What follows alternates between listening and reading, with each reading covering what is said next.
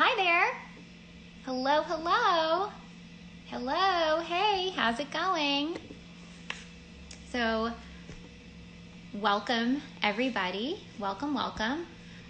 So, today I have a very special house wine happy hour for you all.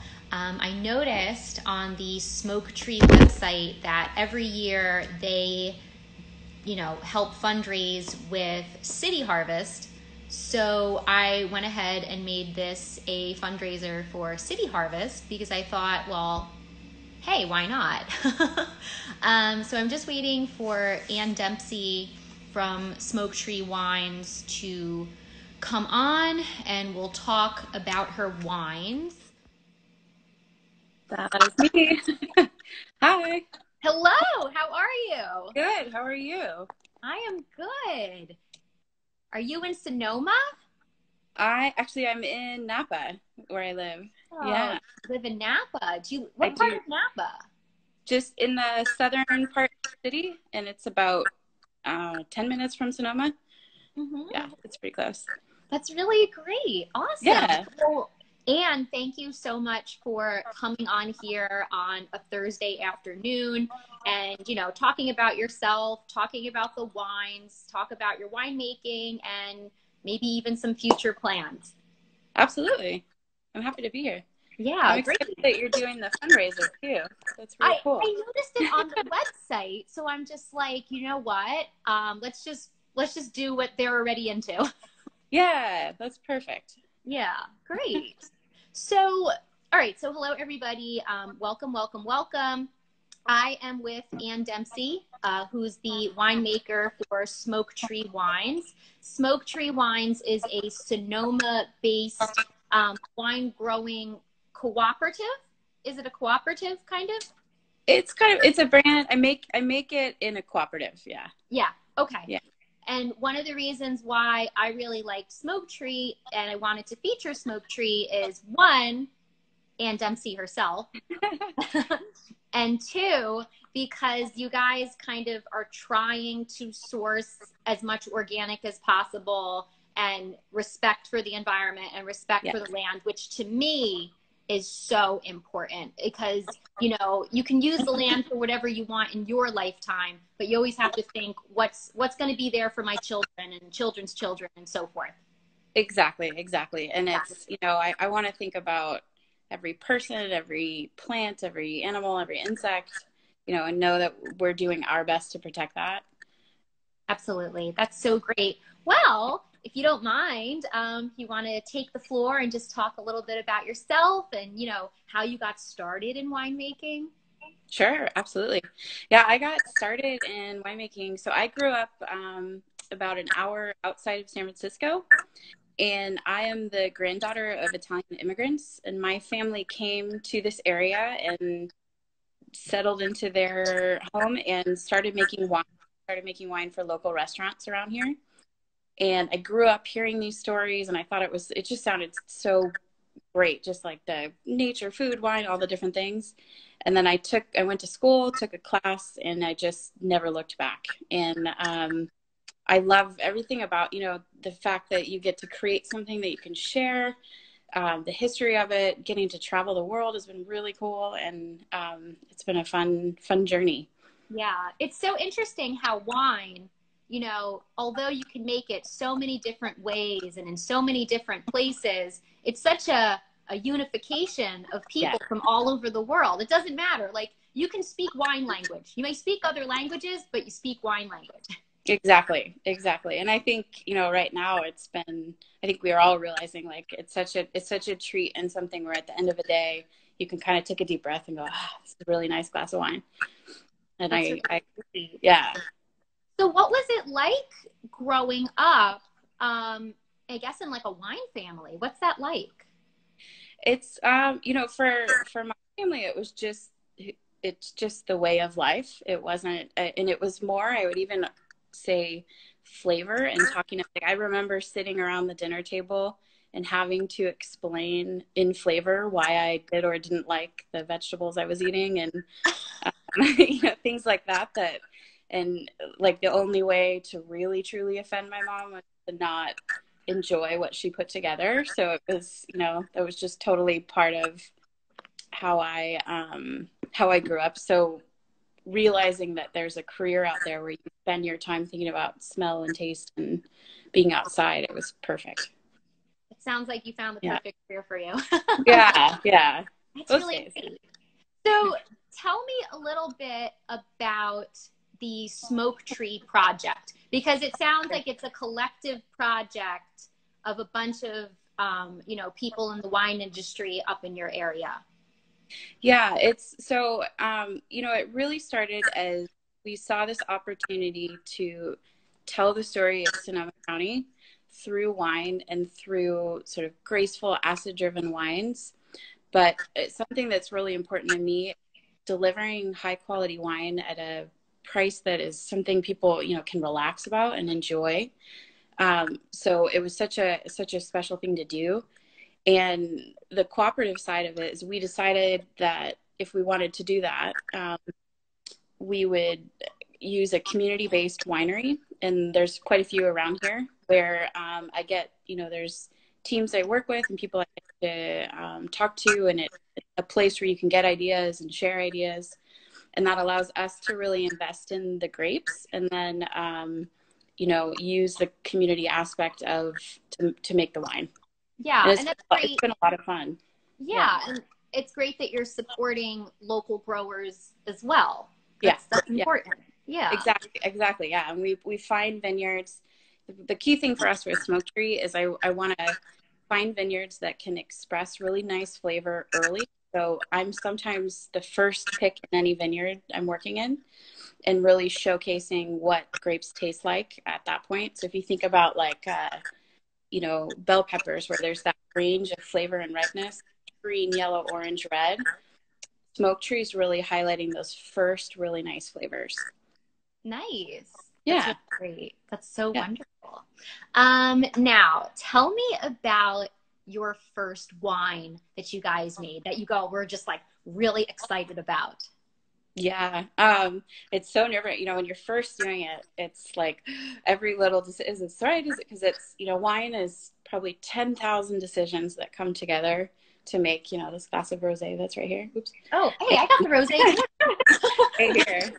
And it's picking grapes. It's deciding who to work with. It's, did I pick it on the right day? Should I have picked it tomorrow? There's all those different things. So I remember when I first was making decisions, that was just like, is this right? Is it right? And then I finally realized there's an instinct that came and there's a way to move with it. If you think of like a symphony or something, where there's all these pieces coming together, but you can kind of steer it along as you go. And like maybe one day you wish you did it differently, but the next day you can correct. So that's what it was. And for me, it was a Chardonnay that was just the first wine that I was like, okay, here I go. Yep. Yeah. We are vibing. We have all of our wines poured out, don't we? There you go. Yeah. I have the bottles on one side and the glasses on the other. Me too. Great. Yeah. Awesome. So that's really, it's kind of just like at some point you just have to just let go and just be like, you know what? What's going to happen is going to happen. Exactly. I have control to a point. Yes. To a point. Yes. Yeah.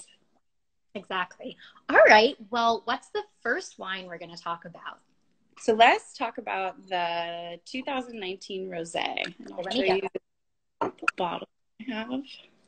Oh, did it at the same time. We are aligned. That's good. We're vibing, Anne. So I like to start with the rosé, partly because it's the first thing I pick every year. So this launched with harvest for me, and I'm really trying to find what I love about rosé is, to me, like you take a smell and it's like a spring or summer day, the sun's out. And now we're enjoying that from our windows, but yeah, no.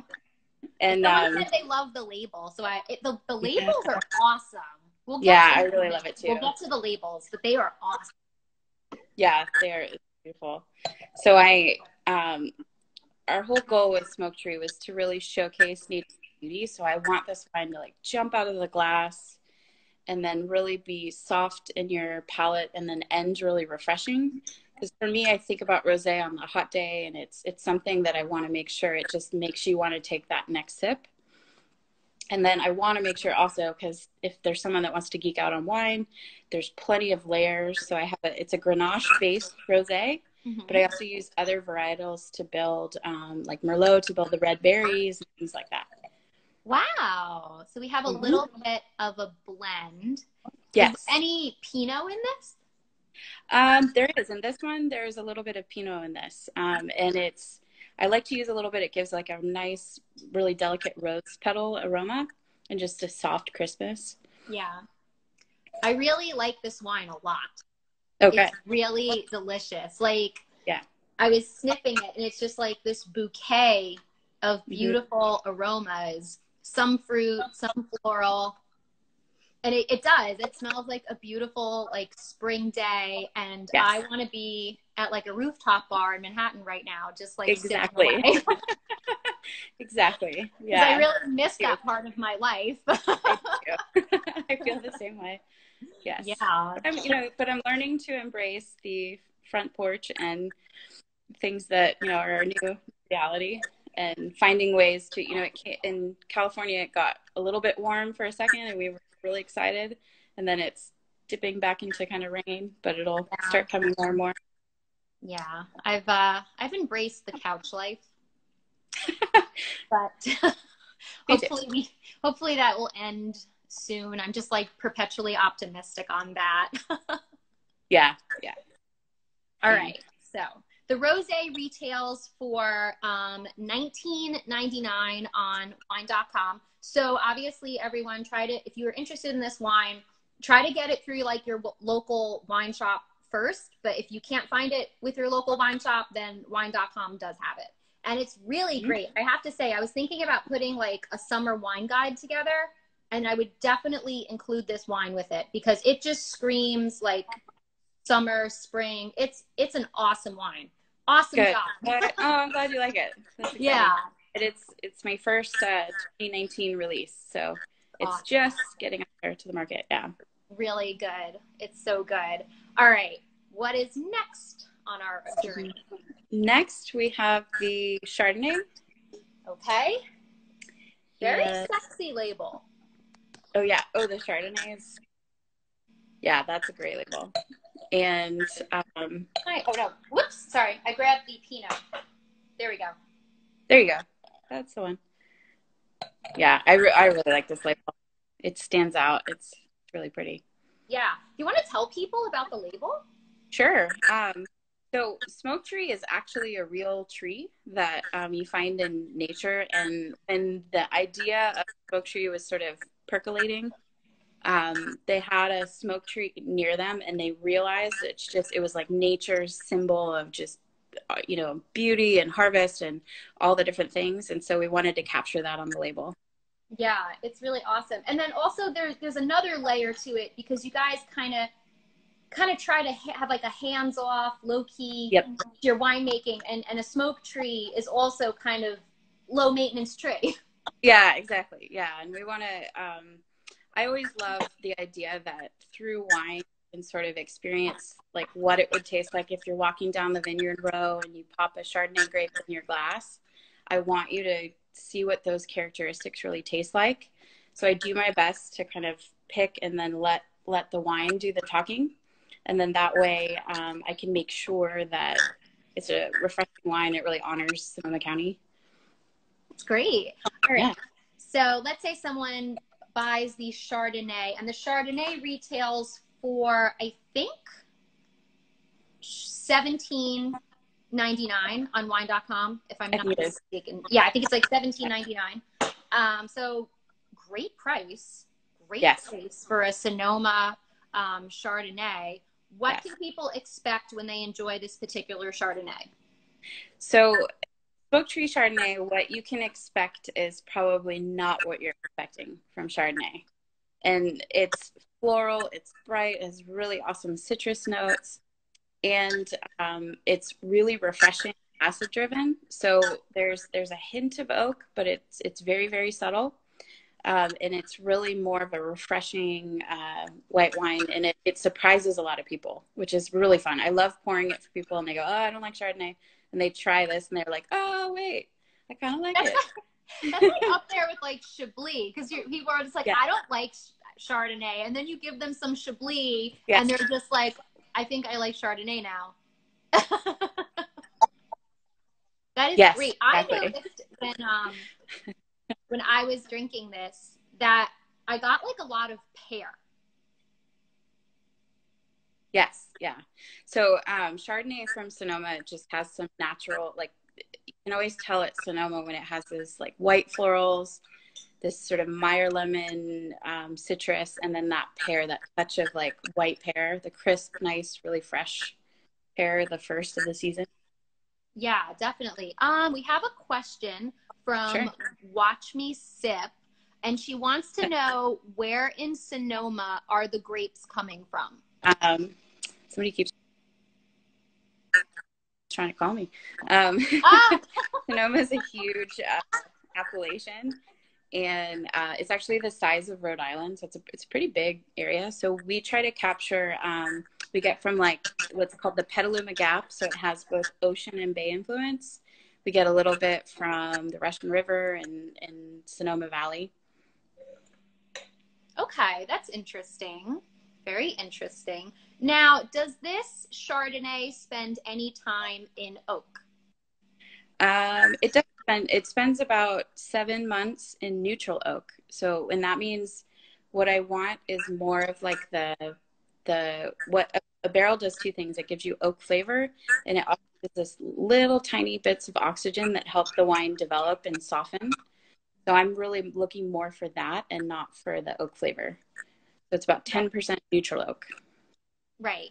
Yeah, I was reading the little tech sheets. Yep. Yeah, there you go. So very interesting. Very interesting.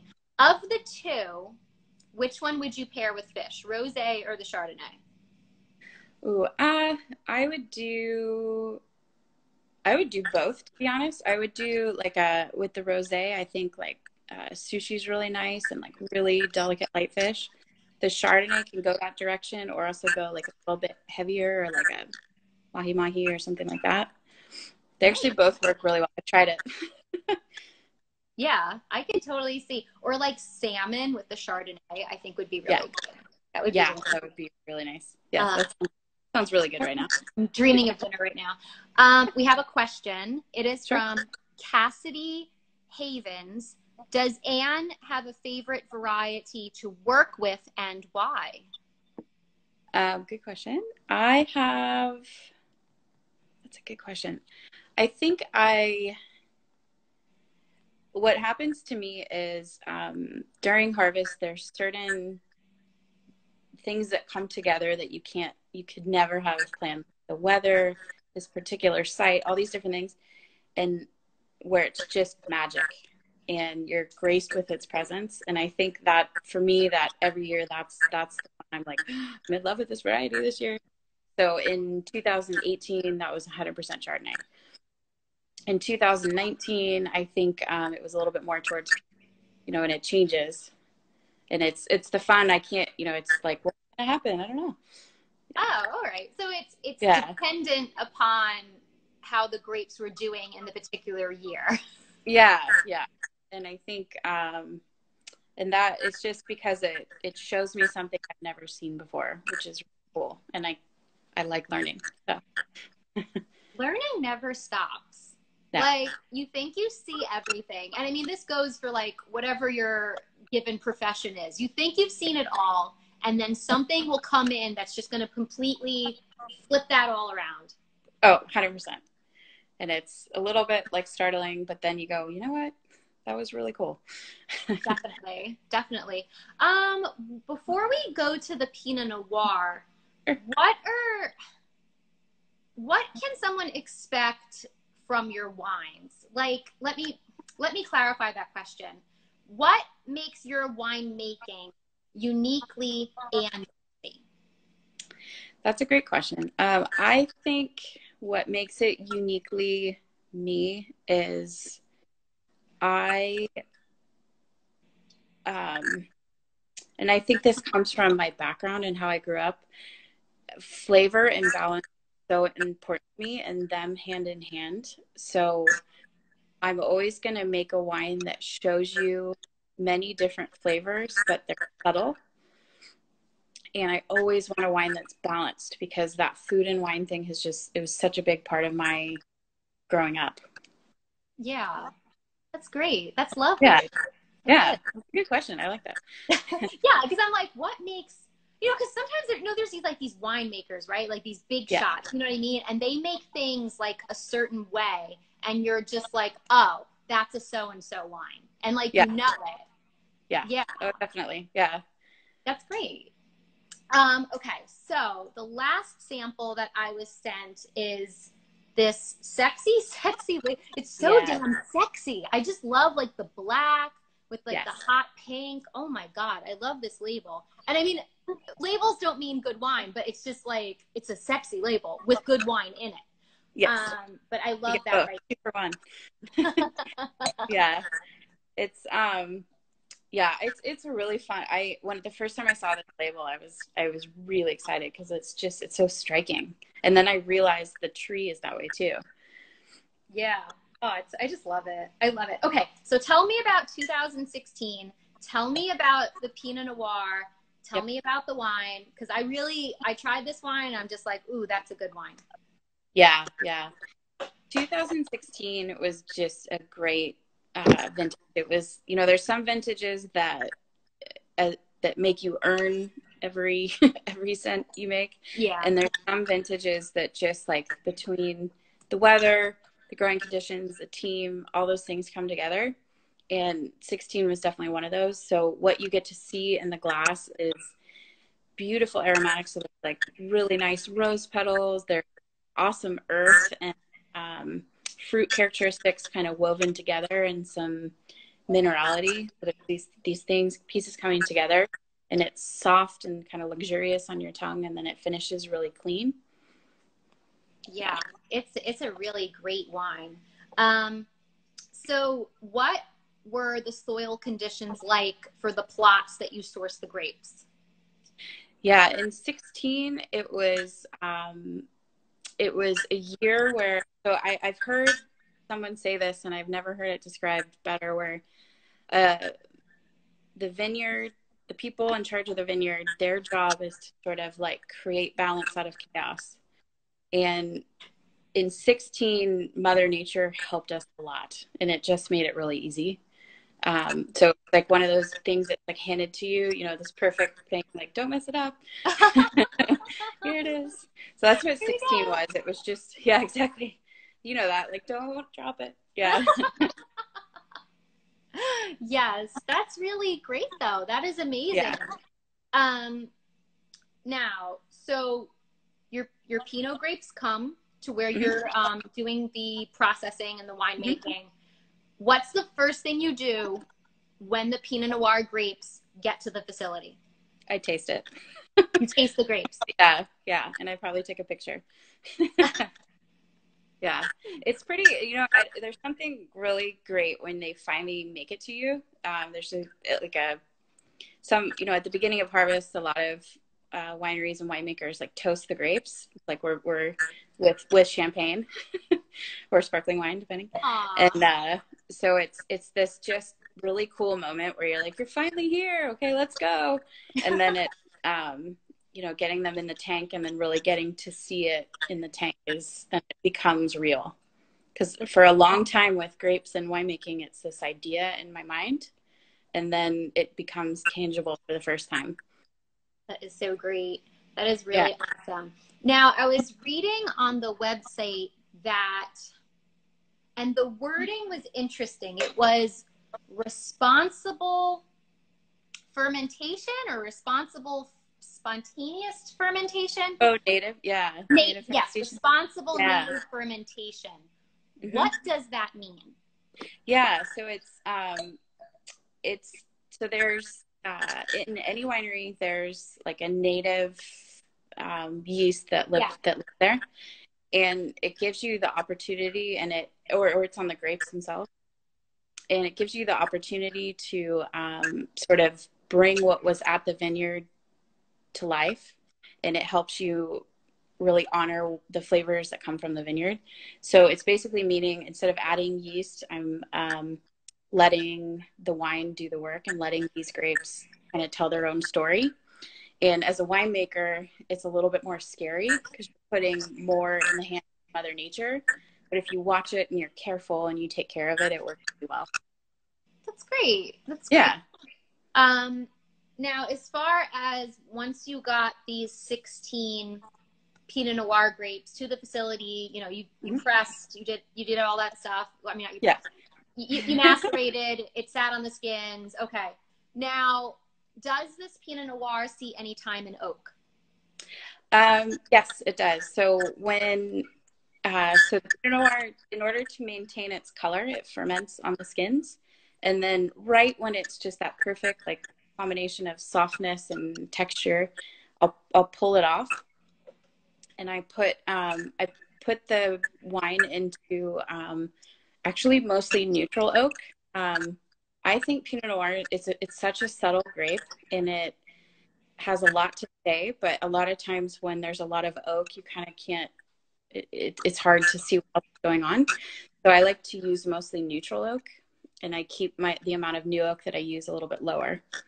So that way you're really getting like a lot of the aromatics and the spices and all that is really coming from the grapes. Okay. Yeah, because that's like so quintessential and Dempsey. We're letting the grapes speak for themselves. Yep. So, all right, we have pretty much tasted through the 3 wines. Mm-hmm. Now, what are future plans for Smoke Tree? Future plans for Smoke Tree are really just honoring what we've got. They're such special wines, and I think it's a unique thing to do. So we're just making sure that we have the right relationships with vineyards, and the grapes that we're using are really going in the direction that we're looking for. Right. Yeah. We have a question from Hyde_Ma. What is your favorite dish to pair with the Pinot in? Ooh, that's a good question. I think anything with a mushroom is delicious with this. So like fresh pasta with some sauteed mushrooms can be really, really nice. You could do a grilled chicken with sauteed mushrooms, also really nice. In the winter, I get kind of upset, like they're so good, mushrooms, and then you try it with the wine and you're like, oh yay. I could totally see this with like a portobello burger. Ooh, yeah, that too. That would be Cassidy Haven's mushroom. Oh, good idea. Pizza. Yeah. Mushroom pizza. I like that. Yeah. Like a tray fungi pizza, or whatever they call it. Yeah. That is really awesome. Now, are there any prospects or any thought of perhaps experimenting with additional varietals, or perhaps sourcing grapes from other locations, even outside Sonoma? Yeah. It's something we're always thinking about, and you always want to think about, because I want to make sure that Smoke Tree is delivering like the most that we can. Right. But I really want to make sure that it's the right thing for Smoke Tree. So I'm a slow experimenter, if you will. Right. Going outside of Sonoma, we actually do a little bit with the rosé, and I do that because Grenache is really, really hard to find. So you have to like know who to talk to, and this person knows this person knows this person, and then you find it. So we do get some of them outside of Sonoma. That's really great. Do you have any interest in ever going the Napa Cabernet route? I've worked in Napa, and I've definitely made Napa Cabernet wines, and they're phenomenal. Yeah. I could definitely see myself doing that in the future for sure. I don't know that it would be that wouldn't be right for Smoke Tree. No. But it's a fun, there's so much out there to play with, and so many different stories to tell. Definitely. Someone says that you're a rock star winemaker. And someone says you're famous. And I would agree. Thank you, whoever said that. That is awesome. Okay. So, we totally forgot to mention what's kind of like on your resume, because after you studied at UC Davis, because you're a graduate of UC Davis, you worked for some pretty prominent, growers. Like who did you work for? Yeah, so I got my degree and I learned a lot. And then I sort of realized like day one of my first job when I left college, and I went, I have a lot to learn. And so I did what's called hopping hemispheres. So you can work a harvest in California and then you can go to the Southern Hemisphere, and it's a way to pay your way traveling and then get a lot of experience really quickly. So I worked at J Winery. I've worked at Clopagos in Napa. I've worked at Makbanshu in Sonoma. I've worked at, Rupert Rothschild in South Africa and Mudhouse in South Africa. That's great. So you kind of have both of those hemisphere experiences. Mm-hmm. Really fantastic. Which one was your favorite? Ooh, Are we not allowed to have favorites? No. I think one of, I wouldn't say it's like the total favorite, because there's been a lot of harvest under my belt. Yeah. But the one that just taught me so much personally, professionally, was probably working in South Africa. And it's just such a magical place. And I don't know that I would have had the opportunity to like really live there and go grocery shopping there and do all the different things you do. That was really, really cool. Cassidy Havens again. What did South Africa teach you about making wine in California? Sure. That's a good question. I like that. Really good question. Yeah. It's going to not be what you expect maybe, but it's music. I had this experience in South Africa where I was somewhere in the winery doing something and I could hear people singing, and it was like echoing off the walls. And I remember I didn't know where it was coming from. And the people that were working on the sorting table were singing hymns just to kind of keep their minds active. And it was just the coolest thing I've ever seen. So I always make sure that my teams that are working, everybody like really embrace music being around, because I think it just gives us a little bit more, a little pep to your step and like helps you express yourself. And it was really cool. And I early in my career, I was also taught to sing to the yeast. So I not like it's like a lore that if you sing to the yeast, you have a happier fermentation. So it's always been a thread. Well, next time I make bread, I'll sing to the dough. Yeah, you don't know, Come on, little bread, make yourself big and grow. Come on, make yourself big and grow. Awesome. Ooh, we got another question. So cool. What song would you put with Smoke Tree Pinot? Ooh, that's a good question. I would put what I end up singing half the time is like the songs that you know really well, like Christmas songs or weird little songs you learned as a kid, just because it's fresh in your mind. But I think like this Pinot Noir, something like Ferdinand Sons or something where you can really like sink into the song and like relax and think about it, because I think there's so many layers to this wine. So that'd be what I do. It's a great question. I'm thinking some like deep trance house music, but I'm also from New Jersey, so that my perception is just warped. No. I use that kind of music when I'm like creating a spreadsheet or something like that, so I can like help in it. That's amazing. Yeah. I love that. Oh, it's so awesome. A question from Hyde_Ma. What music genres would you assign each of your wines? Ooh, okay.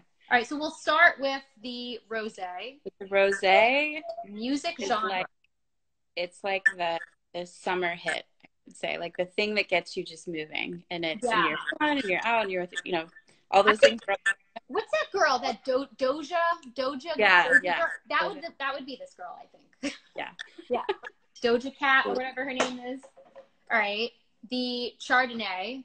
Chardonnay. That would be